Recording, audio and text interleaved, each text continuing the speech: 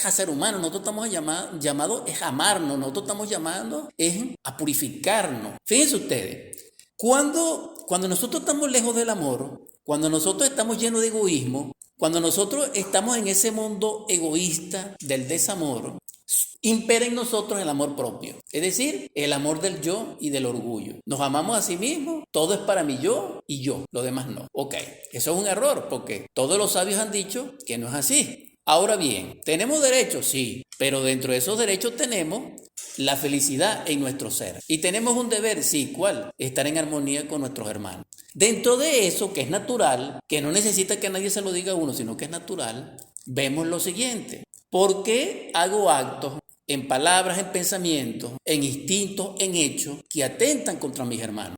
¿Por qué discuto con ellos? ¿Por qué les grito? ¿Por qué los engaño? ¿Por qué los afecto? ¿Por qué les miento? ¿Por qué me aprovecho de ellos? ¿Por qué jamás le pido disculpas a alguien que yo le he faltado? Entonces, vamos a cambiar, porque eso no es ser cristiano, eso no es ser nada. Bien, dentro de esa reflexión también que quiero decir, ¿dónde está realmente nuestra Eucaristía, nuestra Navidad? En que no somos nada. Pero eso tiene una polaridad negativa en el sentido de que cuando pensamos así, sentimos así, nos llenamos de cosas. Y en ese llenarnos de cosas, violamos todas las leyes. Porque hay personas que tienen, es porque se la quitan a los demás. Y eso no es un invento. Esas personas no son honestas. Sin embargo, son altivos y miran a los demás con desdén. Ahora, hay personas que sí tienen porque son honestos, sí, muy poquitas. Pero esa persona llega a ese estado porque por dentro carece. Ahora, hay personas que tienen todo y sin embargo carecen. Y uno habla con ellos o les escucha y la carencia es, ese vacío es de amor, ese vacío es de autorrespeto, ese vacío es de identidad. Ese vacío es de que su relación consigo mismo en el ser no está establecida, no existe. Y entonces por eso está vacío. Ahora, hay personas que no acumulan por carestía. Bienes, pero se acumulan capacidades, títulos, mujeres, etc. Y en el análisis que estamos haciendo es el mismo estado psicológico equivocado. Pero en sí, ¿qué más quiero compartir? El error de que Dios nos aporta a través del instante, a través del día, no solamente el pan diario, sino material, la comida, el alimento, el refugio, el techo, la vestidura, no. Sino que Él también cada día nos relaciona con personas, con seres vivientes que nos aportan un nutriente a través de las impresiones, a través del afecto, a través de la humanidad, a través de la amistad, del amor, a través de las relaciones públicas. Y esto es un nutrimiento muy importante. Cuando nosotros comprendamos ese nutrimiento que viene del amor, entonces volvemos a la cadena de que el amor, despertando en el amor, el yo comienza a morir, la sabiduría se empieza a expresar en la conciencia, en el don del discernimiento, en el don de la ciencia, en el don de la revelación, porque la sabiduría es de Dios, no es nuestra. Él nos hace copartícipe de ella, igual que con la felicidad, etc. Y entonces, en base a esa dimensionalidad espiritual, es que nosotros nos vamos a relacionar con nuestros hermanos. Entonces no es igual ese tipo de relación, pero eso cuesta y eso tenemos que trabajarlo y de eso vamos a hablarlo y lo vamos a repetir nuevamente una vez más porque es necesario. Miren, el amor y en la dicha, no importa este mundo sea un infierno, lo podemos lograr trabajando sobre sí mismo, que es el punto en que quedamos. ¿Por qué? Porque todo tiene un costo. El vivir bajo el sol tiene un costo. Óigase bien. Y ese costo es un pacto. Y ese pacto es que un humanoide se convierta en hombre verdadero. Y que ese hombre verdadero se convierta en una divinidad como Pablo, como Moisés, etc. Ese es el costo. ¿Comprenden? Ok. Tómenlo como una presente exhortación, interpretación libre temeraria para con ustedes. Es decir, tómenlo como quieran. Ahora, ¿cuál es el punto aquí si todo tiene un costo? Que debemos hacer un trabajo.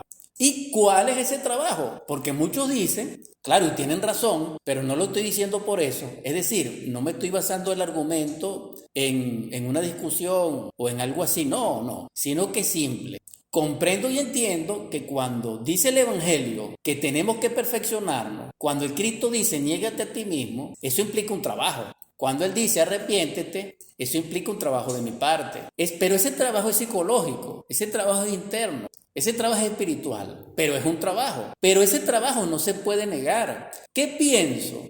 ¿Cuál es la exhortación? ¿Cuál es mi mensaje el que lo quiera tomar? Que cuando uno, por inercia mental o por gregariedad o por alineación, considera muy particularmente de que no puede hacer nada, sino que Dios hizo todo por él y que el Cristo hizo todo por él, es un error, porque eso no es así. Usted tiene que trabajar sobre sí mismo. ¿En qué me baso? En los padecimientos voluntarios de Pablo. ¿En qué me baso? En el aguijón de Pablo. ¿En qué me baso? En todas las grandes tribulaciones de todos los apóstoles. Ellos hacían un trabajo psicológico, espiritual. De eso es que estoy hablando. Entonces, como todo trabajo tiene su fruto, el trabajo espiritual tiene su fruto. Y su fruto es espiritual.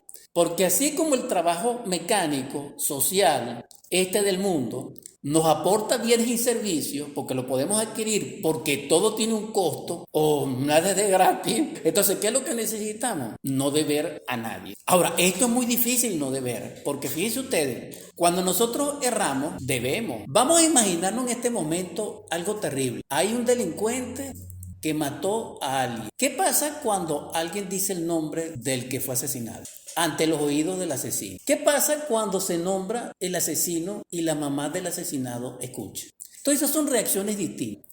Y esas reacciones distintas, profundas, intensas, se relacionan con un estado interior. Y ese estado interior, que es equivocado, es un gran conflicto, porque llegar al asesinato es un acto de crueldad extrema, un homicidio, porque es totalmente carente de amor. Entonces, ¿cuál es la balanza? El amor. Todos estos grandes seres que mencioné nos amaron. Entonces, el amor no solamente nos hace libres, sino que nos lleva a la sabiduría debidamente transmutada, experimentada dentro de sí misma, en todos los niveles, nos lleva a la felicidad.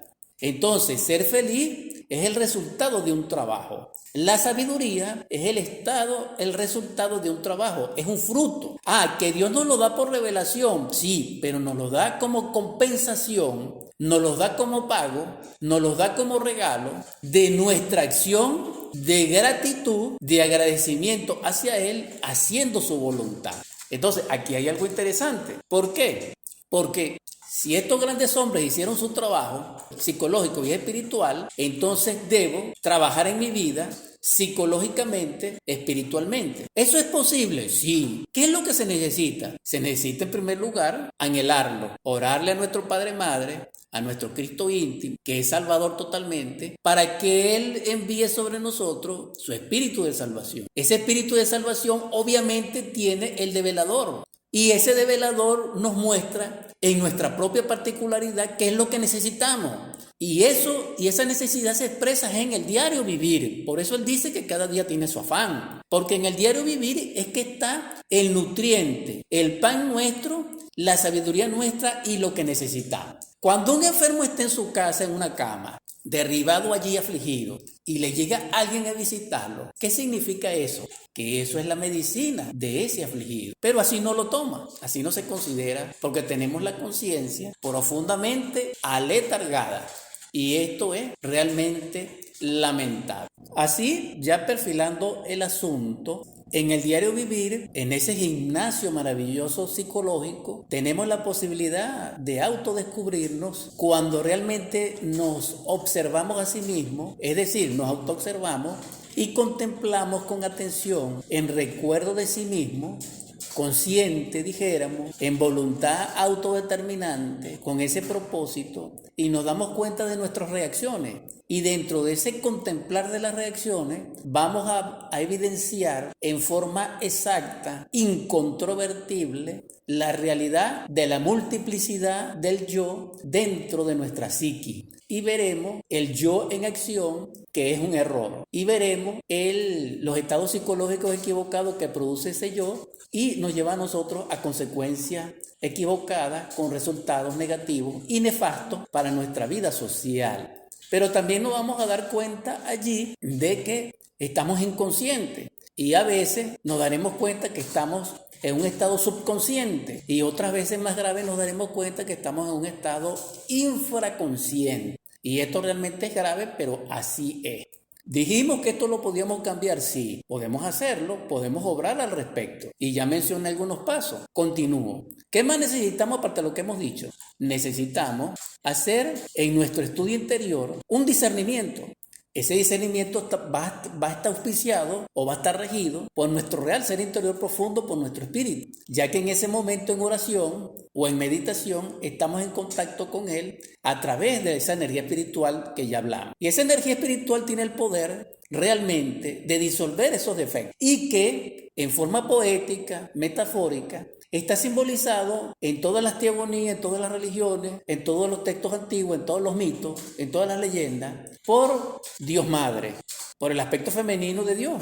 Estoy hablando de energía, no de formas personales o de antropomorfismo, no. Entendido esto, ella tiene ese poder, porque así como tuvo el poder de darnos el cuerpo, porque este cuerpo no lo hicieron. Este cuerpo es un proceso creativo y todo proceso creativo necesita no solamente un creador, sino también energía creadora. De eso estoy hablando. Entonces, cuando nosotros hacemos esa meditación, esa súplica, esa oración, entonces aparece una palabra muy interesante que quiero compartir con ustedes rápidamente, pues se me agotó el tiempo. Existe una palabra hebrea que se llama tzimtzit, algo así parecido, y que significa, llevado al lenguaje romano y traducido al actual, concentración de la luz como fuerza. Por eso es que en el catolicismo se exigía o se exige un acto de constricción para arrepentirnos, para orar. Y la palabra arrepentimiento existe en el universo espiritual.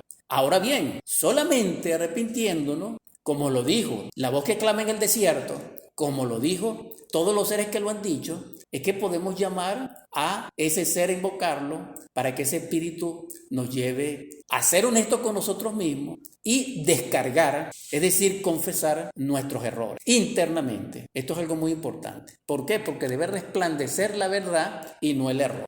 Muy bien, se terminó el tiempo de la plática.